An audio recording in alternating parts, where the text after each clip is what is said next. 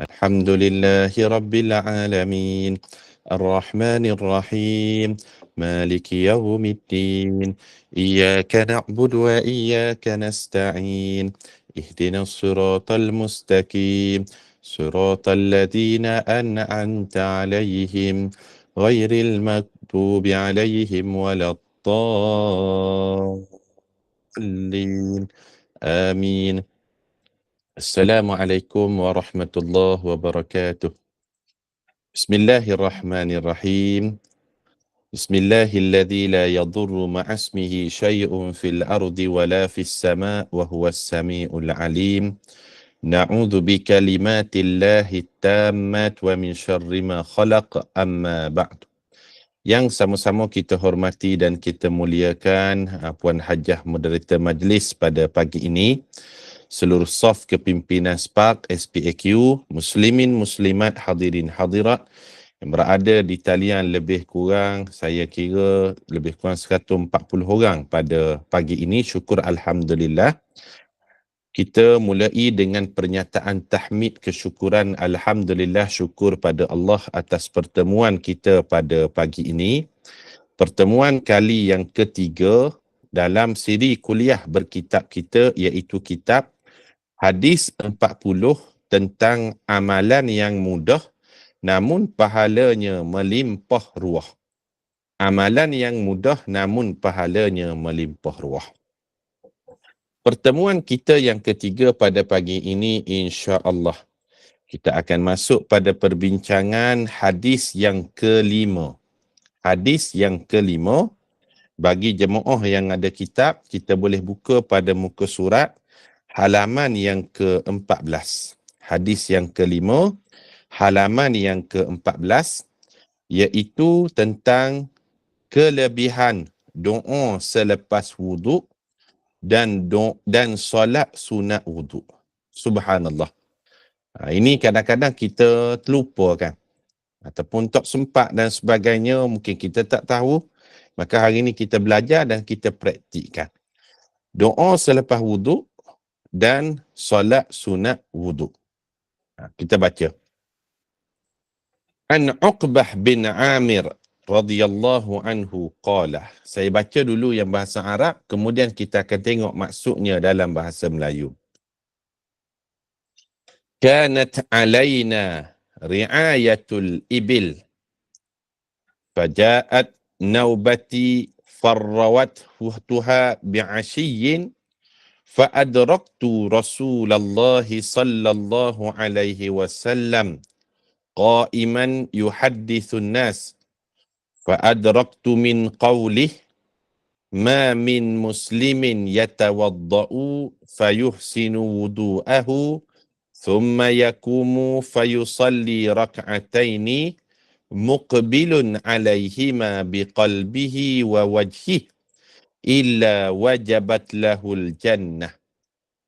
قال فقلت ما أجود هذه فإذا قائل بين يدي يقول التي قبلها أجود فنظرت فإذا عمر قال إني قد رأيتك جئت آنفا قال ما منكم من أحد يتوضأ فيبلغ أو فيسبغ الوضوء ثم يقول أشهد أن لا إله إلا الله وأن محمدا عبده الله ورسوله إلا فتحت له أبواب الجنة الثمانية يدخل من أيها شاء. رواه مسلم.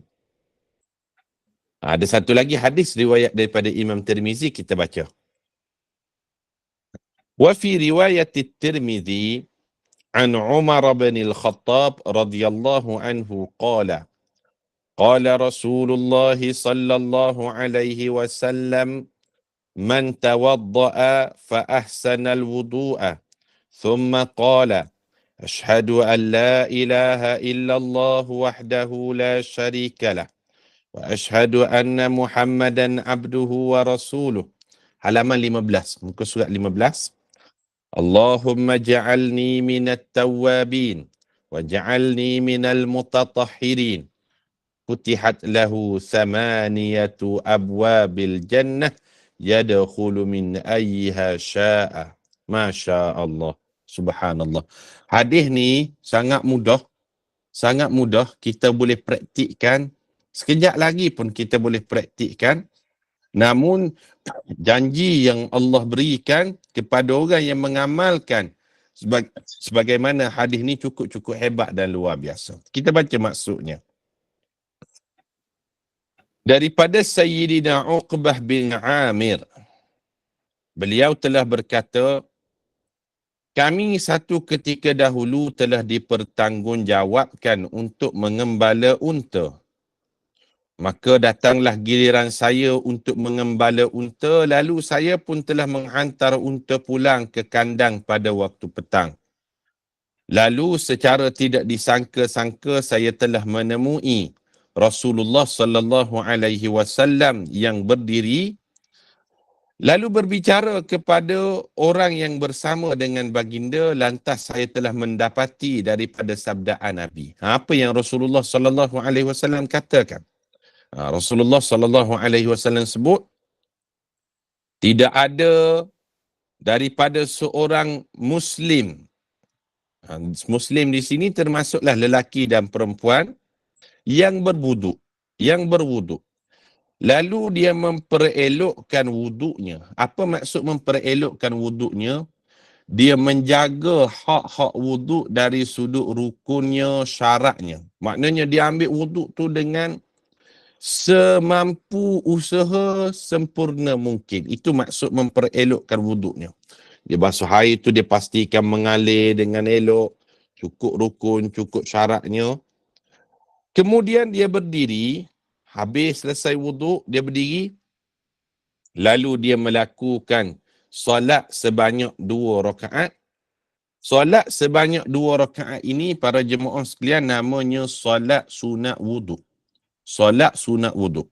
Dia ambil wuduk, dia buat solat sunat wuduk, dia menghadap 2 rakaat dengan jantung dan wajahnya selain daripada hanya kerana Allah, syurga telah wajib untuknya. Subhanallah. Dia masuk syurga. Rasulullah sallallahu alaihi wasallam bagi jaminan, orang yang ambil wuduk dengan sempurna, lalu dia mengamalkan solat sunat wuduk, syurga bagi dia. Sebab solat sunat wuduk ni, tidak semua orang mampu lakukan. Betul tak? Tak semua orang ambil wuduk, dia solat sunat 2 rakaat. Maka ketika itu, syurgalah untuk dia. Kalau solat sunat wuduk yang payah dia mampu lakukan, apatah lagi solat-solat sunat lain. Itu maksud disebut oleh Nabi SAW, wajib baginya syurga bagi orang yang mengamalkan solat sunat wuduk. La ilaha illallah. 2 rakaat solat sunat, tetapi dijamin baginya dijaga syurga untuk dirinya. Ini memberi motivasi pada saya dan kita semua. Kita akui lah, kadang-kadang kita terlupa dan sebagainya kan. Cumanya, kalau kita pergi ke masjid kan, kita ambil solat sunat wuduk, kita solat sunat tahiyatul masjid, dalam masa yang sama, kita niatkan solat sunat wuduk, dalam masa yang sama, kita niatkan juga solat sunat qabliyah, maka kita akan dapat 3 dalam 1. Faham tak para jemaah sekalian? Solat sunat ni dia boleh gabungkan. Kita pergi ke masjid, kita ambil wuduk, masuk dalam masjid, kebetulan sudah azan, kita pun solat sunat qabliyah, dapat solat sunat qabliyah. Kita pun solat sunat tahiyatul masjid, dapat solat tahiyatul masjid. Kita pun niat juga solat sunat wuduk, dapat juga solat sunat wuduk, maka kita dapat 3 dalam 1. Sebab solat sunat boleh digabungkan. Boleh digabungkan. Jelas para jemaah sekalian Maka lepas ni, kalau kita pergi ke masjid, jangan kita hanya solat tahiyatul masjid saja, ataupun solat qabliyah, zuhur ke, ataupun maghrib ke, ataupun isyak ke saja, tetapi kita niatkan dalam solat kita tu, kita dah ambil wuduk tadi, masuk ke dalam masjid, sudah azan, kita pun niat sekaligus. Qabliyah, tahiyatul masjid, solat sunat wudu. 3 in 1. Bukan kopi 3 dalam 1 ni. Tetapi solat sunat 3 dalam 1. Sebab solat sunat boleh digabungkan bertepatan dengan keadaannya. Jelas Dapat 3 dalam 1. Mungkin sebelum ni kita tak perasan tentang perkara ni. Tapi alhamdulillah tahniah kita ucapkan ada lebih kurang 150 orang pada pagi ni kita belajar sesuatu. Solat sunat boleh digabungkan dan besarnya ganjaran bagi orang yang menjaga solat sunat wudu, syurga bagi dia. Kalau mungkin kita solat kat rumah kan, ibu-ibu sekian payah nak pergi ke masjid ataupun ada sedikit keuzuran nak pergi ke masjid dan sebagainya, ialah solat sunat tahiyatul masjid kita tak dapat buat sebab kita solat dekat rumah. Maka bila masuk waktu solat, dengar azan, kita ambil wudu, kita laksanakan solat qabliyah dan kita niatkan di situ sekali gabung dengan solat sunat wudu. Solat sunat wudu. 2 rakaat saja tetapi kita dapat bila kita niatkan solat sunat wudu tadi. Ini kelebihan yang cukup hebat. Jadi saya ingatkan pada diri saya dan kita semualah 150 orang lebih kurang jemaahnya, kita sama-sama jaga solat sunat wudu. Ambil wudu seelok mungkin kita buat. Jangan main basuh macam tu saja. Niat macam mana 3 sekali tu? Niat ni dalam hati. Cuma lafaznya kita mungkin boleh sebut. Kita lafaz usalli sunnata qabliyatu zuhri. Ataupun usalli sunnatan qabliyah. Atau apa-apa solat. Dalam masa yang sama, bila kita niat dalam hati tu walaupun tidak dilafazkan, kita telah mendapat solat sunat wudu itu tadi. Contoh kan, kita solat qabliyah zuhur. Tetapi kita tidak lafazkan solat tahiyatul masjid. Dalam masa yang sama, kalau kita masuk masjid, kita niatkan tahiyatul masjid, dia package sekali dah, package. Dan walaupun kita tidak lafazkan solat sunat wudu, niat dalam hati, kita sudah dapat solat sunat wudu itu tadi. Lafaznya hanya untuk qabliyah zuhur saja. Dia niat tu dalam hati. Yang lafaz ni hanya nak memperteguhkan apa yang ada di dalam hati saja. Jelas para jemaah sekalian? Itu dalam bab amal yang kecil tapi bila dijaga dijanjikan syurga oleh Rasulullah sallallahu alaihi wasallam. Kita lanjutkan hadis. Muka surat 16. Kemudian beliau iaitu Sayyidina Uqbah bin Amir telah berkata, alangkah bagusnya sabdaan ini. Masya Allah. Uqbah bin Amir kata, Masya Allah, beruntungnya sesiapa yang boleh melaksanakan salat sunat wudu ini.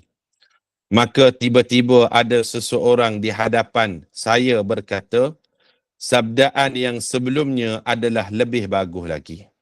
Lalu ada sahabat lain pula sebut, ada lagi sabda Nabi yang dijanjikan dengan ganjaran yang lebih besar daripadanya. Apa dia? Maka saya pun memandang kepadanya. Rupa-rupanya orang yang tersebut adalah Sayyidina Umar. Sayyidina Umar Al-Khattab. Beliau iaitu Sayyidina Umar telah berkata, sesungguhnya saya benar-benar telah melihat anda datang sebentar tadi. Baginda sebelum anda tiba tadi telah bersabda, tidak ada seorang pun daripada kamu semua yang berwuduk. Lalu dia menyampaikan ataupun memanjangkan wuduk kemudian berkata, asyhadu an la ilaha illallah wa anna Muhammadan abduhu wa rasuluh. Saya bersaksi bahawa tidak ada Tuhan melainkan Allah dan bahawasanya Nabi Muhammad adalah hamba dan Rasul Allah, melainkan telah dibukakan untuknya pintu-pintu syurga yang jumlahnya ada sebanyak 8. Dia akan memasuki syurga daripada mana-mana pintu yang dia mahu. Subhanallah. Ini kita belajar pula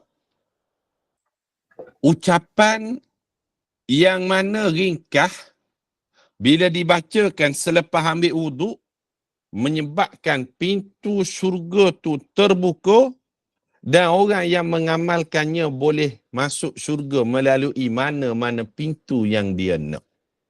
Maknanya dia ada all access card masuk syurga. All access, maknanya dia boleh masuk syurga mana-mana pintu yang dia nak. Pintu syurga ada 8 ni. Oleh kerana awak mengamalkan bacaan ini lepas ambil wuduk, awak boleh masuk syurga mana-mana pintu yang awak nak. Hadis ni sahih riwayat Imam Muslim. Apa bacaannya? Tadi kita ambil wuduk lah kah? Ambil basuh sempurna dengan elok, jaga sunat-sunatnya sekian-sekian. Selesai daripada ambil wuduk, kita pun sebut Ashhadu an la ilaha illallah wa anna Muhammadan abdullahi wa rasuluh. Kalau boleh kita ikut ramai-ramai kat rumah masing-masing. Lepas ambil wuduk, ambil dah wuduk selesai semua, kita pun baca Ashhadu an la ilaha illallah. Kalau boleh para jemaah pun baca dekat rumah masing-masing. Ashhadu an la ilaha illallah wa anna Muhammadan abdullahi wa rasuluh.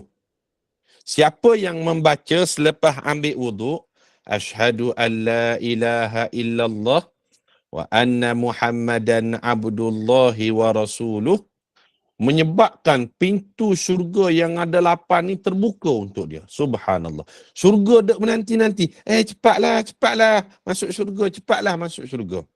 Dan syurga mengalu-ngalukan untuk orang yang mengamalkan bacaan ini masuk syurga melalui mana-mana pintu yang dia nak. Maknanya semua pintu syurga ni terbuka untuk dia. La ilaha illallah wala haula wala quwata illa billah. Masya Allah, besarnya ganjaran yang dijanjikan oleh Nabi sallallahu alaihi wasallam. Cuma kadang-kadang kita tak tahu. Ada tak jemaah sebelum ni kita telah amalkan bacaan doa ni selepas daripada kita berwuduk? Ada tak yang amalkan? Ataupun baru first time dengar dan baru first time tahu ni? Ada Ustaz. Alhamdulillah. Maknanya sesiapa yang amalkan doa ni, pintu syurga terbuka. Dia nanti kita akan tengok ada hadis lain menyebut tentang doa yang lain pula. Dia ada beberapa doa, dia ajarkan doa lepas wuduk ni. Ini doanya, Ashhadu an la ilaha illallah wa anna Muhammadan abdullahi wa rasuluh. Terbuka pintu syurga, syurga menanti dia masuk ke dalamnya melalui mana-mana pintu syurga yang dia nakkan. Itu hadis yang pertama. Hadis ni riwayat daripada Imam Muslim. Saya dan para jemaah sekalian, insya-Allah kita nak amalkan segera lepas daripada ni dan moga-moga kita istiqamah, tidak dilupakan untuk beramal dengannya. Dua, kita boleh ambil pelajaran daripada hadis ni. Ambil wuduk dengan sempurna, jangan tinggal solat sunat wuduk. Gabungkan sekali.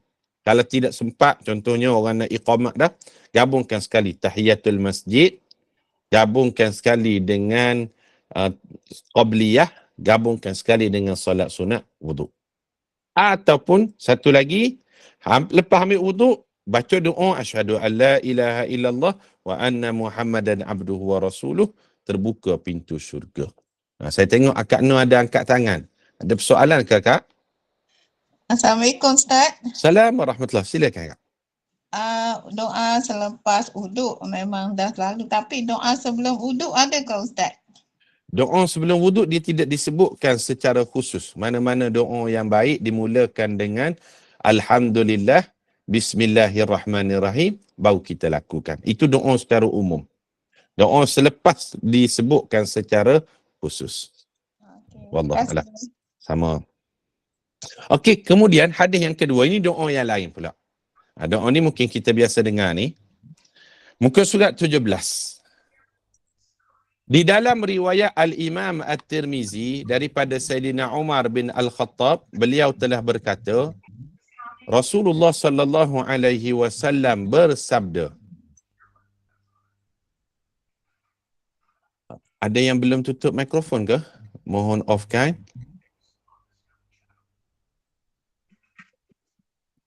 Barang sesiapa yang telah berwuduk, lalu dia telah memperelokkan wuduk.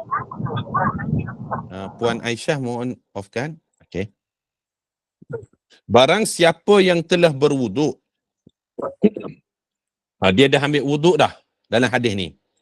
Kemudian dia telah memperelokkan wuduknya. Dia perelokkan wuduknya, kemudian dia berkata ni makna dia berdoa. Asyhadu an la ilaha illallah wahdahu la syarikalah wa asyhadu anna Muhammadan abduhu wa rasuluh. Dia sambung lagi. Allahumma ja'alni minat tawwabin wa ja'alni mutatahhirin wa ja'alni minal mutatahhirin. Dan ada sambungan wa ja'alni min ibadikas salihin. Dia baca doa, saya bersaksi bahawa tiada Tuhan melainkan Allah satu-satunya. Tidak ada sekutu baginya. Saya bersaksi bahawa sesungguhnya Nabi Muhammad sallallahu alaihi wasallam adalah hamba-Nya dan rasul-Nya. Ya Allah, jadikanlah saya daripada kalangan orang yang bertaubat, dan jadikanlah saya daripada kalangan orang yang bersuci, dan jadikanlah saya daripada hamba-Mu yang soleh. Bila dia baca doa tersebut, nescaya telah dibukakan untuknya 8 buah pintu-pintu syurga. Dia akan memasuki syurga daripada sebarang pintu syurga yang dia mahu. Hadis ni riwayat daripada Imam At-Tirmizi. Subhanallah. Maknanya dia baca doa, asyhadu an la ilaha illallah wahdahu la syarikalah wa asyhadu anna Muhammadan abduhu wa rasuluh. Dia sambung lagi. Allahumma ja'alni minat tawabin wa ja'alni minal mutatahhirin wa ja'alni min ibadikas salihin. Dibuka baginya pintu syurga. Puan Marhani tanya, bolehkah digabungkan solat sunat wuduk dengan solat fardu, Ustaz? Tak boleh. Solat fardu sebab dia beza dari sudut channel dia. Yang ni solat fardu, yang ni pula namanya solat sunat. Solat sunat. Yang ni solat fardu, yang ni solat sunat, maka tidak boleh digabungkan antara yang fardu dengan yang sunat tadi. Kalau sama sunat, boleh digabungkan. Dia kaedahnya begitu. Pelajaran daripada hadis, muka surat 18, kita tengok. Pengajaran yang pertama, pengarang kitab kita sebut, kita disunatkan untuk membaca doa selepas wuduk, yang ganjaran membacanya adalah dapat memasuki syurga secara penuh kegemilangan. Orang yang mengamalkan doa selepas wuduk ni, dia masuk syurga dengan penuh prestis. Faham tak? Yang masuk syurga ni nanti ramai masuk syurga. Masuk syurga ni ramai. Namun yang membezakan masuk syurga ni, yang ni masuk syurga masuk saja, yang ni pula masuk syurga dengan penuh prestis, gilang gemilang. Sebab apa? Amalan yang membezakan, iaitu dia masuk syurga kerana dia mengamalkan satu sunat yang sangat ditekankan, iaitu ambil wuduk dengan sempurna. Dalam masa yang sama dia doa, dalam masa yang sama dia mengamalkan solat sunat wuduk, maka dia akan masuk syurga dengan penuh prestis dan kegemilangan. Pintu syurga dibuka seluas-luasnya untuk mempersilakan kita memasukinya. Doa tersebut berdasarkan gabungan pelbagai riwayat dengan tambahan kalimah sayyidina adalah seperti berikut. Muka surat 18. Asyhadu an la ilaha illallah wahdahu la syarikalah wa asyhadu anna sayyidana Muhammadan abduhu wa rasuluh. Allahumma ja'alni minat tawwabin wa ja'alni minal mutatahhirin. Subhanakallahumma wa bihamdika asyhadu an la ilaha illa anta wahdaka la syarika laka astaghfiruka wa atubu ilaik. Ini doa yang disusun oleh para ulama berdasarkan cantuman hadis-hadis Nabi SAW berkaitan dengan doa selepas wuduk. Maknanya ni doa yang paling lengkap lah. Ada hadis Rasulullah SAW sebut doa ni saja, ada hadis menyebut doa ni saja, maka ada ulama yang menggabungkan semua hadis-hadis doa selepas wuduk ni, kita baca semuanya. Itu disebutkan pada halaman yang ke-18. Pengajaran yang kedua daripada hadis. Kita disunatkan untuk melakukan solat sunat wuduk sebanyak 2 rakaat sahaja yang ganjarannya pula adalah dijanjikan untuk memperolehi syurga. Amal yang mudah tetapi pahalanya luar biasa. 2 rakaat solat wuduk ini yang menyebabkan dapat syurga. Para jemaah sekalian, ada hadis ketika mana Rasulullah SAW menyebutkan pada Bilal bin Rabah, wahai Bilal bin Rabah, sami'tu dafana laika baina yadayya fil jannah. Aku mendengar suara tapak kaki kamu sedang berjalan-jalan dalam syurga. Bima fa'alta ya Bilal? Amal apa yang kamu lakukan wahai Bilal? Rasulullah SAW tanya pada Bilal bin Rabah. Bilal bin Rabah hidup lagi, tetapi tapak kakinya itu sudah dengar di dalam syurga, berjalan-jalan. Baginda tanya, awak buat apa wahai Bilal? Awak belum meninggal dunia tapi tapak kaki awak sudah kedengaran dalam syurga. Apa jawab Bilal bin Rabah? Wahai Rasulullah, setiap kali saya berwuduk, saya akan pastikan saya laksanakan solat sunat selepas wuduk. Rupa-rupanya solat sunat selepas wuduk itulah yang mendahulukan Bilal bin Rabah tapak kakinya kedengaran dalam syurga. Masya Allah, besarnya ganjaran solat sunat lepas wuduk. Saya rasa sayang sangat kalau tidak dilaksanakan lepas daripada kita belajar ni. Sangat-sangat rugi dan sangat-sangat sayanglah. Benda tu sunat je Ustaz? Ya, sunat. Sunat ni, kalau orang definisikan makna sunat, buat dapat pahala, tak buat tak boleh dosa, tak buat tak apa orang katakan. Sunat buat dapat pahala, tak buat tak apa. Kita tukar hari ni. Benda sunat adalah buat dapat pahala, tak buat rugi. Itu definisi sunat kita belajar hari ni. Buat dapat pahala, tak buat rugi. Sebelum ni, definisi sunat kita dengar, buat dapat pahala, tak buat tak apa. Jadi itulah yang kita tak buat tu, jadi tak apa. Tak apa je Ustaz, benda sunat saja. Nak buat, tak nak buat, tak apa. Maka kita tukar definisi sunat. Sunat buat dapat pahala, tidak buat rugi. Sebab ganjarannya cukup besar dan hebat. Nombor 3 pengajarannya. Orang yang berwuduk disunatkan untuk memanjangkan basuhan dan sapuan terhadap anggota wuduk yang turut dikenali dengan istilah al-ghurrah wat tahjil. Kalau kita ambil wuduk, disunatkan untuk lebihkan sikit. Kalau sampai ke siku ni, kita lebihkan sikit daripada atas siku. Kalau rambut kita ni, kalau mazhab Syafi'i minimumnya 3 helai, kita lebihkan sikit atas. Lebihkan sikit atas. Kalau mazhab Maliki, 1 sapuan ke semua kepala. 1 sapuan ke semua kepala ni, semua rambut kena.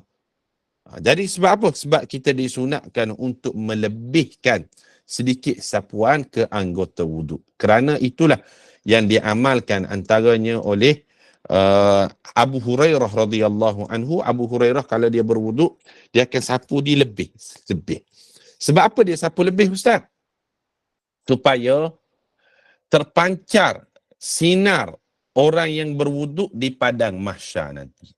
Rasulullah SAW dia akan mengenali umatnya di padang mahsyar dengan cahaya wuduk yang terpancar pada anggota wuduk umatnya. Maka kalau dilebihkan itu, maka bercahayalah tubuh umat Nabi Muhammad SAW di padang mahsyar. Ada di ruangan komen tu saya tengok ada jemaah tanya, Ustaz guna buku apa tu, nak beli kat mana? Ni buku yang saya gunakan, iaitu buku hadis 40 tentang amalan mudah pahala melimpah ruah. Boleh beli di Shopee. Nanti boleh tanya Puan Ania ataupun Opah bagaimana nak dapatkan kitab tersebut. Boleh beli di Shopee sahaja. Harganya RM20. Seterusnya para jemaah sekalian, kita ambil satu lagi hadis pada pagi ni. Hadis ke-6. Hadis ke-6. Setiap pertemuan kita baca 2 hadis. Mohon offkan mikrofon. Tuan Mazli, offkan mikrofon. Hadis yang ke-6, berwuduk sebelum ke masjid. Berwuduk sebelum ke masjid. Tadi kita baca tentang doa selepas wuduk dan solat sunat wuduk, kelebihannya. Yang ni pula kita nak baca hadis tentang kelebihan orang yang berwuduk sebelum ke masjid. Biasa kita ambil wuduk dekat mana? Kat masjid, betul tak? Sampai masjid baru ambil wuduk. Yang ni pula kita ambil wuduk siap-siap dekat rumah, pergi ke masjid, laksanakan solat wuduk dekat sana ataupun dekat rumah kita ke, maka itu kelebihan ganjaran yang cukup besar. Maknanya dia bersiap awal untuk solat. Ada hadis yang menyebutkan tentang perkara demikian. Hadis yang ke-6 muka surat 19, berwuduk sebelum ke masjid. Kalau boleh kita garis bawahkan perkataan sebelum. Sebelum pergi ke masjid itu dah ambil wuduk siap-siap. An Abi Hurairah radhiyallahu anhu qala qala Rasulullah sallallahu alaihi wasallam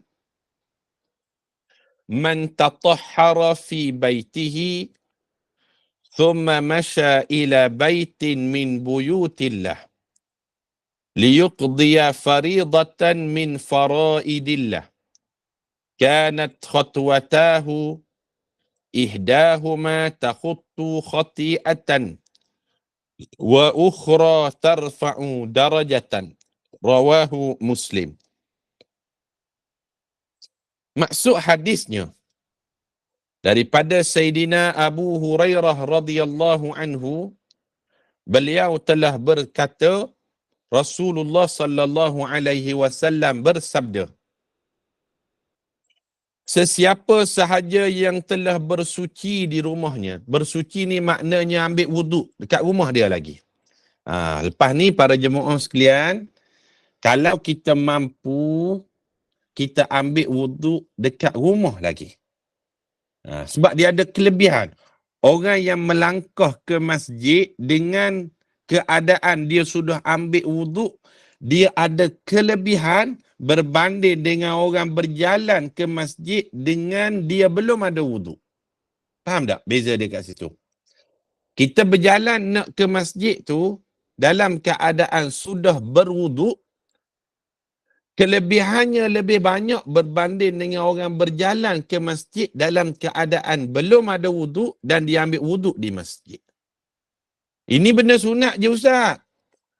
Kita tidak sebut sunat apa tidak. Kita sebut tak buat rugi sebab ada ganjaran yang khusus. Faham tak para jemaah sekalian?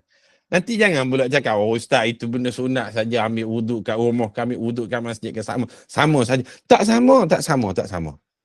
Ambil wuduk dekat rumah, berjalan ke masjid dengan ambil wuduk di masjid, berjalan ke masjid tanpa ada wuduk, lain ganjarannya. Apa bezanya? Kita lanjutkan hadis.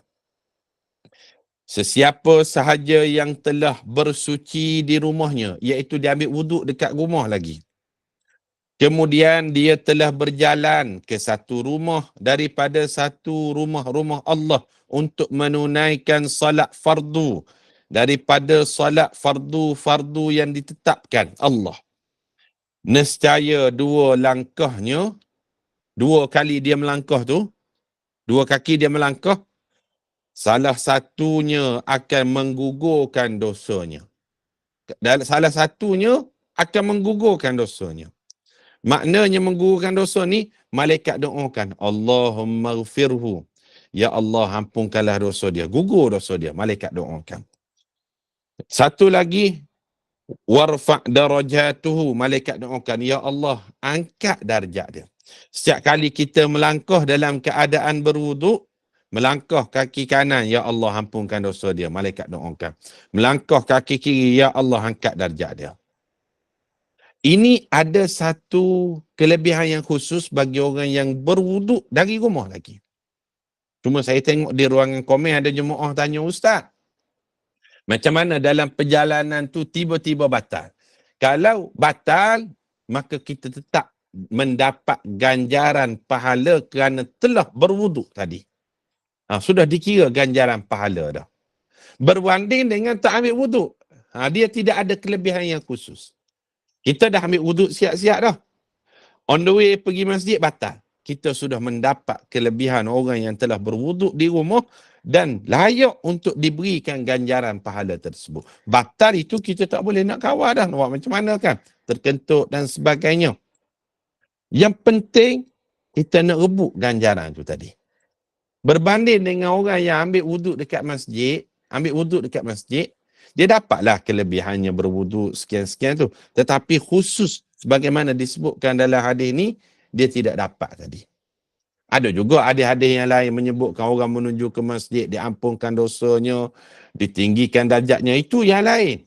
Tetapi orang yang ambil wuduk kat rumah, dia pergi ke masjid, setiap kali dia berjalan tu, dia didoakan malaikat. Ya Allah, ampunkan dosa dia. Ya Allah, angkatkan darjat dia. Ya Allah, ampunkan dosa dia. Ya Allah, angkat darjat dia. Bila saya baca hadis ni, saya lebih bersemangat sebenarnya nak pergi ke masjid tu ambil wuduk siap-siap. Sama tak dengan para jemaah sekalian? Sebab kadang-kadang kita ambil wuduk dekat masjid kan. Sebab kita tak tahu, mungkin kita tak tahu kot hadis ni. Kita tak pernah dengar dan sebagainya. Maka hari ni kita belajar. Dan perubahan bagi orang belajar adalah dia mengamalkannya. Saya dan para jemaah sekalian, marilah kita mengamalkannya. Langkah kaki kurang sebab berkenderaan ustaz. Dulu Rasulullah SAW sebut langkah kaki. Sebab apa? Sebab masa tu tak ada kereta ni. Sekarang ni kita fahami dengan konteks sekarang, dia bukan melangkah kaki dah lah. Dia merujuk kepada tayar yang bergolek tu. Setiap kali tayar depan bergolek, tayar belakang bergolek, maka didoakan, ya Allah ampunkan dosa dia, diangkat darjat dia. Bila turun daripada kereta berjalan kaki nak masuk masjid, ya Allah ampunkan dosa dia, angkat darjat dia. Dulu kenderaan tak ada. Tetapi dimaksudkan daripada hadis ni, kita bergerak dari rumah nak ke masjid ataupun dari mana-mana tempat nak ke masjid dalam keadaan nak berwuduk itu sudah diberikan kemuliaan berdasarkan hadis tersebut. Kita tengok pelajaran daripada hadis ni. Ada 4 pelajarannya.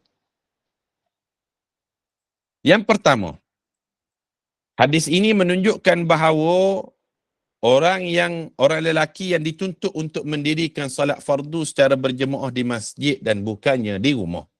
Orang lelaki dituntut untuk dia dirikan di masjid, bukan di rumah.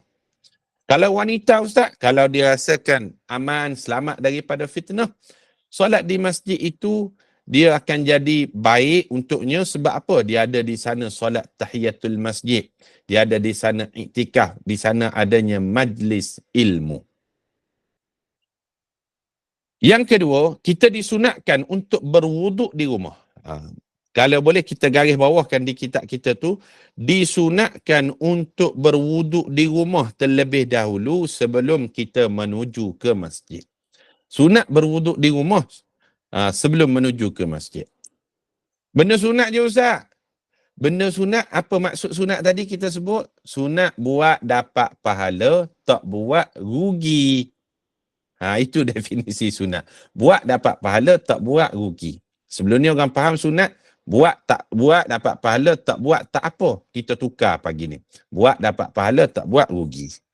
Yang ketiga, langkahan kaki ke masjid adalah sangat besar ganjaran pahalanya. Sehingga setiap 2 langkah akan menghapuskan satu dosa yang berkaitan dengan hak Allah dan akan mengangkat satu darjat di sisi Allah Ta'ala. Maknanya kita berjalan tu, Allah tengok usaha kita tu menyebabkan dosanya diampunkan, darjatnya diangkat. Dan last sekali pelajaran daripada hadis ni, berjalan kaki untuk menunaikan solat fardu di masjid adalah lebih bagus daripada menaiki kenderaan. Kerana berjalan kaki ke masjid sebagaimana yang dinyatakan oleh Zainuddin Ibn Rajab Al-Hambali adalah lebih merendah diri dan menghina diri kepada Allah. Cuma kalau jauh sangat, kereta lah, nanti berpeluh pula. Ini sekiranya rumah dekat. Berjalan kaki tu tanda kita tawaduk, merendah diri kepada Allah Subhanahu wa ta'ala. Kata Ibn Rajab Al-Hambali. Namun demikian, tawaduk ini dia berkaitan dengan hati. Tidak semestinya orang naik kenderaan ke masjid hilang tawaduknya. Bila lagi sekarang ni masjid jauh daripada rumah. Al-Imam Ibn Hajar Al-Haythami menyatakan bahawa apabila kita ingin melakukan sebarang ibadah, kita disunatkan berjalan kaki untuk melakukan ibadah tersebut sekiranya ada kemampuan. Kalau jauh, boleh naik motor ke naik kereta. Al-Imam Asy-Syarwani sewaktu memberikan komentar terhadap ucapan Imam Ibn Hajar Al-Haythami menyatakan, berjalan kaki untuk melakukan sebarang ibadah adalah dituntut, melainkan ibadah haji kerana berkenderaan untuk menunaikan ibadah haji adalah lebih dituntut daripada berjalan kaki. Sebab apa? Sebab jauh. Dia sebabnya sebab jauh saja. Kalau kita rasa jauh boleh memudaratkan, berpeluh, nanti bau badan dan sebagainya, maka berkenderaan itu jadi lebih baik. Cuma kalau dekat, berjalan kaki lebih baik. Alhamdulillah para jemaah sekalian, banyak yang kita belajar daripada dua hadis yang kita baca ni. Jadi saya ingatkan diri saya dan kepada kita semua, yang pertama sekali, pelajarannya, ambil wuduk dengan sempurna. Jangan ambil basuh begitu saja, jangan. Nombor dua, selepas ambil wuduk, pastikan kita baca doa lepas wuduk. Doa lepas wuduk ada dah dalam kitab kita tadi. Yang ketiga, pastikan kita laksanakan solat sunat wuduk. Dan boleh gabungkan antara solat qabliyah, solat tahiyatul masjid, solat sunat wuduk. Dan yang keempat, yang terbaik adalah berwuduk dari rumah lagi, sebab setiap kali kita melangkah didoakan oleh malaikat. Wallahu alam. Ada yang angkat tangan, Vivo tu, boleh tanyakan soalan tersebut. Silakan. Ataupun Kak Nur Adida, silakan. Assalamualaikum Ustaz. Assalamualaikum warahmatullahi. Doa yang selepas wuduk tu, Okey. dalam ada buku saya ni dia ada tambahan subhanakallahumma wa bihamdika asyhadu an la ilaha illa anta astaghfiruka wa atubu ilaik. Boleh baca ke Ustaz? Betul. Itu gabungan doa. Itu yang muka surat 18 kan? Betul tak? Oh ya ke? Oh saya ada sebut tu. Ada tadi disebutkan tadi. Okay. Tambahan. Okey, maaf Ustaz ya. Okey, sama. Saya terlepas agak ni. Okey, baik. Sama. Salam. Muka surat 18 ada sebut. Wallahu alam. Kalau tak ada, saya berhenti di sini dulu sebab ada kuliah seterusnya selepas daripada ni. Marilah sama-sama kita beramal dengan apa yang kita telah belajar pada pagi ni. Saya serahkan kembali pada Puan Hajah Moderator. Dipersilakan. Terima kasih Ustaz. Alhamdulillah. Jutaan terima kasih kepada Afazil Ustaz di atas perkongsian ilmu. Tapi selepas ini tak ada kuliah. Jadi boleh kita buka untuk soalan Ustaz? Okey, boleh. Silakan. Ya. Silakan jika ada jemaah ada apa-apa soalan. Silakan. Assalamualaikum Ustaz. Waalaikumsalam warahmatullahi wabarakatuh. Kak Nur, silakan. Kak nak tanya satu lagi. Tadi boleh. Kita gabungkan solat wuduk tu dengan istikharah, dengan apa, tahiyatul masjid kan, dengan dan qabliyah. Macam mana kalau solat wuduk kita bangun pagi untuk buat tahajud, kita ambil wuduk dan kita gabung ataupun kita asingkan? Boleh ke tahajud dengan duha? Boleh juga. Sebabnya dia termasuk dalam satu pakej yang sama, iaitu solat sunat. Contoh, sekejap lagi kita nak solat duha kan. Kita ambil wuduk, kita pun niat solat duha, dalam hati kita niatkan sekali dengan solat sunat wuduk, maka dia akan dapat sekali. Sebab dia berada dalam ruang lingkup solat yang sama, iaitu solat sunat tadi. Okey, boleh. Sama. Assalamualaikum Ustaz. Waalaikumsalam Puan Rokiah. Silakan. Dia nak kalau dia dalam syek ke, dia nak ambil wuduk boleh ke? Ambil wuduk boleh. Boleh. Ambil wuduk boleh. Yang tak boleh bagi orang syek ni, puasa, tawaf, solat, baca Quran. Wuduk boleh. Tak ada hukum apa-apa lah. Tak ada. Wuduk boleh je. Macam makruh ke sunat tak ke. ada, tak ada, tak ada. Assalamualaikum. Sama. Silakan. Ustaz, saya nak tanya juga. Assalamualaikum Ustaz. Assalamualaikum warahmatullahi wabarakatuh. Bagaimana pula kalau sembahyang atau solat qada, boleh tak kita gabungkan dengan solat sunat selepas solat? Tidak boleh sebab solat qada tu wajib. Maka solat sunat tu solat sunat. Dia dua channel yang berbeza. Yang ni TV3, yang ni TV1. Contohnya begitulah. Sebab yang ni wajib, yang ni sunat. Tak boleh.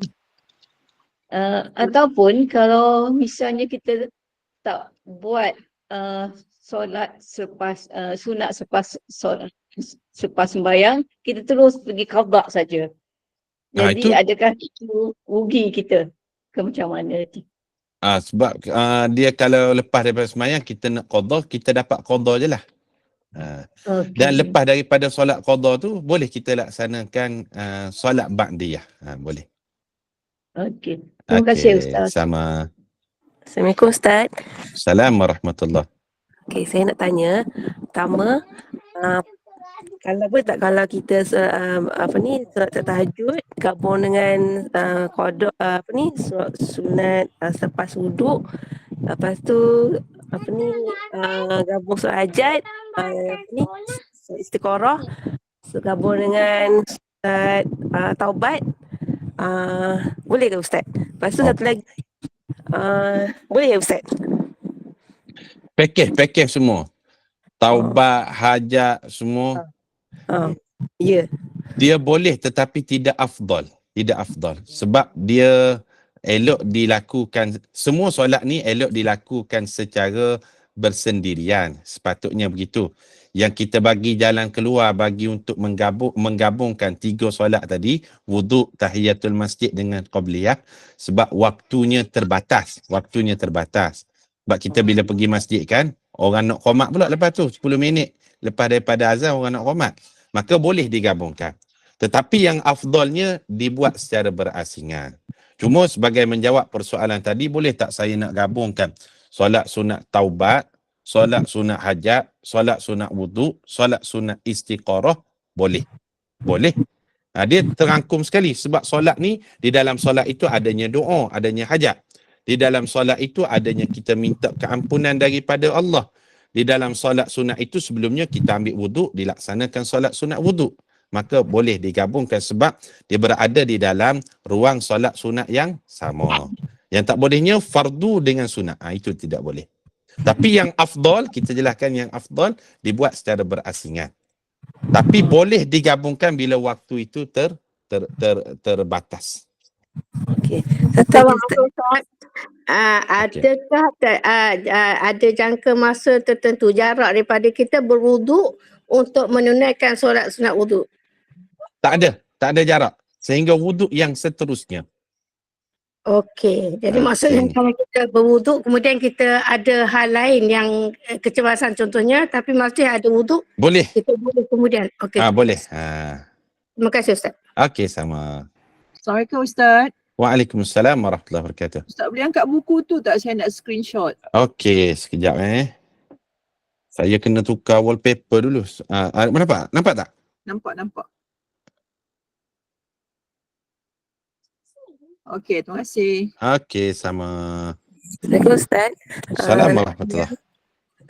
Kalau kita dalam solat kita tukar niat. Contohnya macam kita tersilap niat.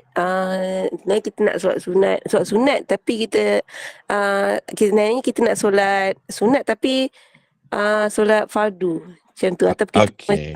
Ataupun kita tukar niat kita nak semayang sunat tapi tiba ada jemaah kita nak ikut jemaah.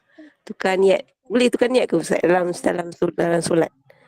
Niat perubahan antara sunat dan fardu tu tidak boleh sebab niat dilakukan rukunnya sebelum daripada takbiratul ihram. Betul tak? Niat ni sebelum takbiratul ihram kita tetapkan dah niat dah. Salli sunnatan, apa dia? Wuduk ke, tahiyatul masjid ke, ataupun salli fardu zuhri ke, baru kita angkat takbir. Itu tidak boleh. Yang boleh berubah niatnya antara solat sendirian kemudian menjadi imam. Itu boleh. Contoh kita solat sendiri. Kemudian datang orang belakang cuik kita ataupun datang orang belakang bagi isyarat dia nak menjadi makmum kepada kita agar solat berjemaah, ketika itu boleh. Faham tak? Oh, faham. Okey. Perubahan solat tak boleh. Solat sunat ke fardu tak boleh. Sebab niat itu mesti dilakukan sebelum takbiratul ihram. Yang bolehnya apabila kita nak tukar antara makmum kepada imam. Itu boleh. Wallahu a'lam. Kalau kita silap niat, contohnya silap nak solat sunat tapi terniat solat fardu. Itu tak boleh lah. Sebab salah niat. Itu tak boleh. Dia kena betulkan niat. Sebab tu dia ada ta'arud. Ta'yin tu. Ta'yin kena tentukan. Solat ni solat apa? Berapa rakaat? Imam ke makmum? Dia kena jelaskan sebelum daripada takbiratul ihram lagi. Lagi Ustaz, Okay. kalau dalam jam kan, maksud dia dalam kita dah jam tak sempat nak solat, tak sempat lah nak solat, nak sampai ke rumah, solat fardu. So jadi boleh ke kita solat dalam kereta? Solat dalam kereta, jam, lepas tu tak sempat sampai ke rumah, solat di situ namanya solat tahrimul waktu. Solat untuk menghormati waktu, namun bila sampai ke rumah wajib dia mengqadaknya. Terima kasih Ustaz. Okey, sama. Ustaz nak tanya, Okey, boleh tak kalau macam saya wuduk dekat tandas, tandas. sebab memang yang moden tu bukan tandas bilik air sama kan.